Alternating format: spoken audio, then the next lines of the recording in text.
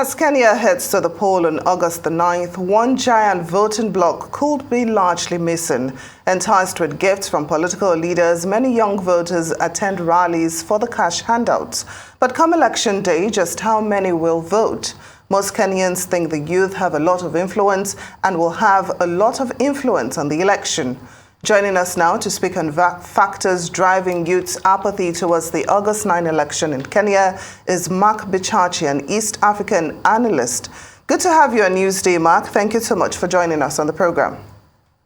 Thank you for having me. Now, last month, Kenya's Election Commission announced that the number of registered young voters has dropped by over 5% since 2017. What's responsible for this decline?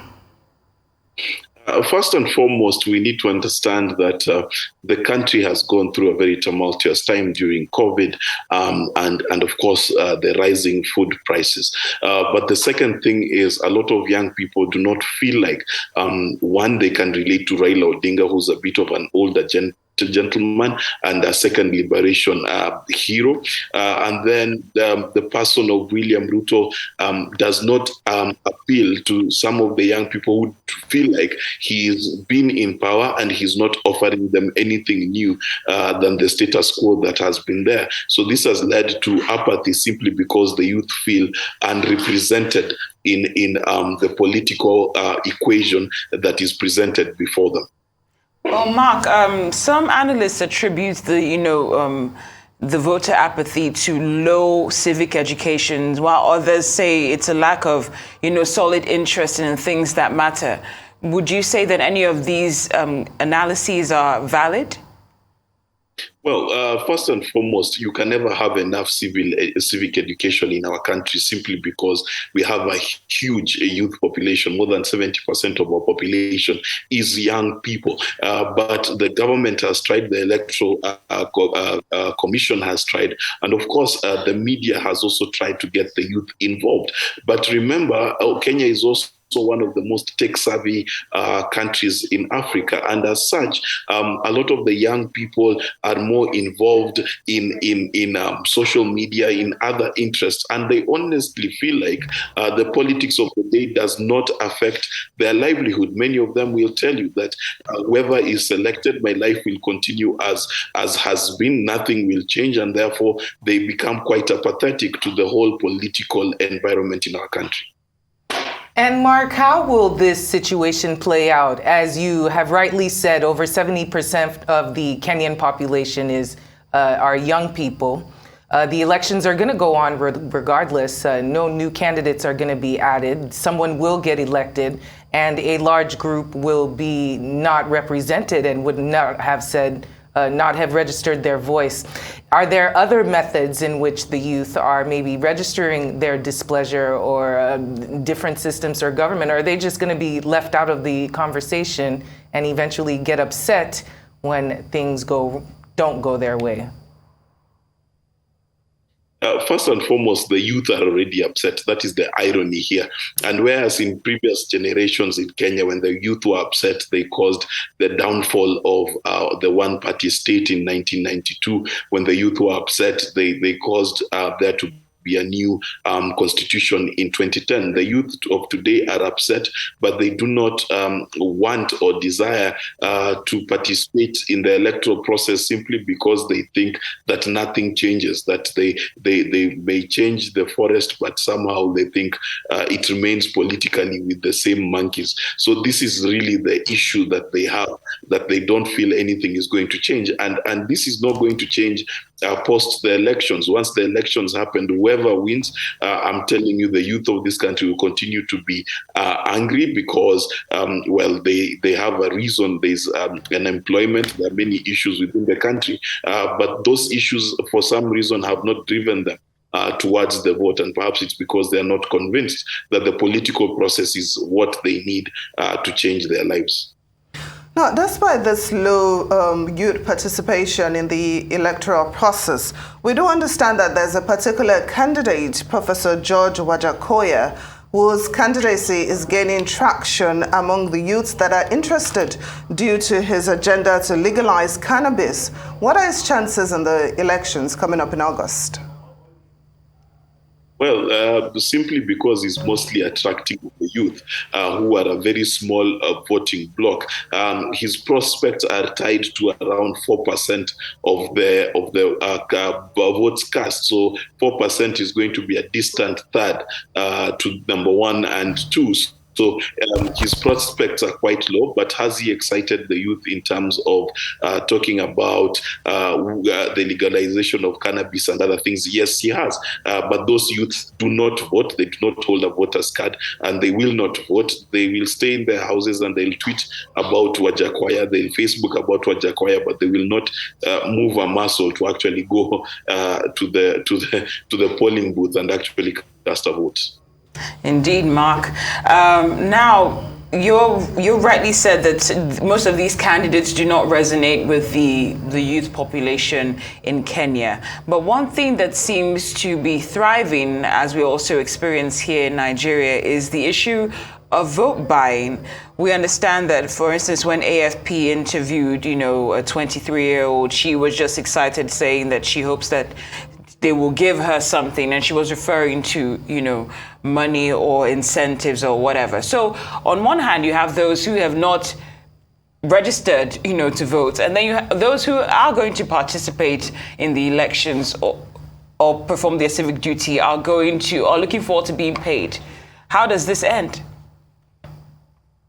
Well, the thing is, it's quite ironic, because even to attend rallies, the crowds that you're seeing, there's a lot of mobilization and funds released to ensure that their supporters show up, and a lot of the people are professional rally attenders. One presidential candidate comes, they go to their rally, and then the next one comes, they put on a different shirt and go to the rally. So the question is, how does this end? The end of this is actually for Kenya to restructure how its political parties are run, because our Kenyan political parties are predominantly financed from the top. So if you're the person running for president, you are the one who funds the entire campaign. So what needs to happen in Kenya quite quickly is our political parties now need to be more grassroots based, where the people in the grassroots are contributing their resources, their time, and their sweat to ensure that their political party meets their needs. Once this happens, what will happen is that then they'll be invested in the electoral process, because they'll be choosing from among themselves. Right now, it is the elite of this country who have the finances to run for office, and therefore are the only options that young people have. So the only way it's going to work is if these same young people and people in the grassroots put their resources together and begin to propel each other into office so that their agenda can be met. Well said. And as you also earlier poetically said, they change the forest, but they still have the same monkeys. I haven't heard anything quite as apt. Speaking of changing the monkeys in the forest, metaphorically speaking, your assessment of the other candidates who are running, especially Raila Odinga, who we know is one of the favorites from the current president. Can you tell us what maybe their chances are come August? Well, it's definitely a neck and neck race between Raila Odinga and William Ruto. A lot of the polls I have seen say that Raila Odinga has a few points advantage on William Ruto. But as you know, William Ruto has been quite charismatic. He has really captured people with his idea of bottom-up economics, which is the idea of raising the hoi polloi to dignity. Now, never mind that no one in his ranks is actually among the hoi polloi. Instead, they belong to the bourgeoisie. A lot of people have bought into that narrative. But at the same time, Raila Odinga has a lot of experience in Kenyan politics. He's a trusted politician. He chose a trusted running mate in the name of Martha Karua, and people are seeing a lot of hope in that. William Ruto, on his hand, chose Rigathi Gachagua, who just yesterday had his assets taken away from him because he could not explain the source of his wealth. So we've got a balance here between a ticket that is marred by corruption, that is William Ruto and Rigathi Gachagua, and a ticket that is showing itself to be a safe pair of hands, experienced leaders and leadership that Kenyans can trust, because they have been there since the 90s, fighting for the second liberation, fighting for freedom from the Moi era. So this is a question about whether it is going to be, if electors choose the fight against corruption, then they will go towards Raila Odinga. If they choose populism and the promised uprising of the bottom up, then they'll choose William Ruto. And that's really the question of the day. Now, Mark, you mentioned something earlier. You said that politicians are right now paying their supporters to attend their rallies. And this begs the question, what is the country's election commission actually doing about this? Surely this can be legal, can it? It's not legal at all. A lot of the things that Kenyan politicians do are illegal.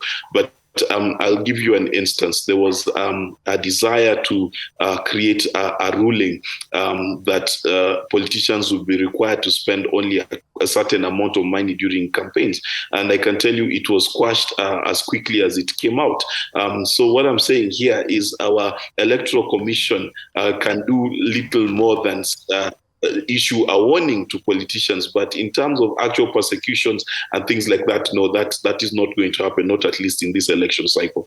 Well, Mark, more on that, because I'm wondering, there are suggestions that the Electoral Commission might have been compromised because, bribes are clearly an electoral offense punishable by either a 6-year jail term and $17,000 to be paid by those who are found to be guilty of that.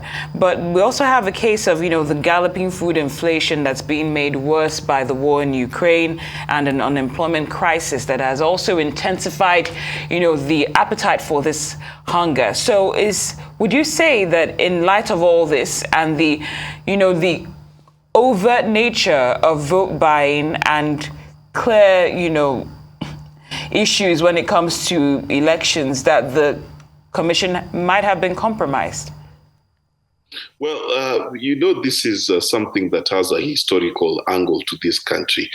There's a lot of distrust in the electoral body, and this is most recently because the annulling of the previous election in 2017 occurred because of processional issues to do with the electoral commission. The 2007 post-election violence was again attributed to the electoral commission in terms of being unable to ascertain who the true winner was. And this can go back all the way to 1988 when there was an issue with how elections were done. So in this country, we have a history of being, and rightfully so, suspicious of the Electoral Commission. But at the same time, the Electoral Commission has failed in implementing election rules, and two, it has also failed in being transparent in how they do things. So every other day there is an issue in the papers asking them to explain how they have printed this ballot paper or how they have printed this electoral form, etc. So these kind of issues do not bode well for the Electoral Commission, and it really needs to relook at its communication strategy going into this election, especially knowing that we have an immense historical trust deficit. Well, Mark, it seems like there's quite a bunch of robust issues going on, but I just want to know how you think it will turn out come August for all parties involved, the youth and the politicians. Well, I think if there's a clear first round win, I think we will have a peaceful transition and everything. Okay, by clear, I mean if there is at least 3, 4, 5 percentage points between the two candidates, then we should be fine. If it is a close race, let's say 51-49%, then you can be assured that there will be a bit of jitters, and typically whenever there are jitters like that, shops will not open, businesses will not open, and the economy basically slows down. The other scenario is the 4% that Wajakoya apparently holds. If it is actually true and then he forces a runoff, then again we will have 2 months of extra campaigning, which will give a toll to this country. So at the end of the day, what all this means, it is a question really of what percentage will the winning candidate win by, and will there be a court case, and will there be a runoff? So if there is a big percent, over 5% win, then we will have a very peaceful and stable Kenya come August 9th. Well, Mark, just before we let you go, I'd like to know, what are the major issues that you feel voters will consider before casting their ballots? Or is it going to be a case of whoever spends the most wins the poll? Well, it is definitely about spending. The two top candidates have spent a lot of money. I think on that front, they're equal. It's going to go down to tribes in terms of how different ethnic groups are going to vote towards one candidate. It's going to be very ethnic. And then also it's going to be about personalities. It's going to be about the two top candidates who the people feel either they can trust or is flamboyant enough to meet their desires. Those are the key questions, because the issues of food, hunger, etc. Typically do not affect how people vote. The ethnicity affects how people vote more. Arise East African analyst Mark Bichachi, thank you so much for joining us on Newsday. We appreciate your time and your analysis as always.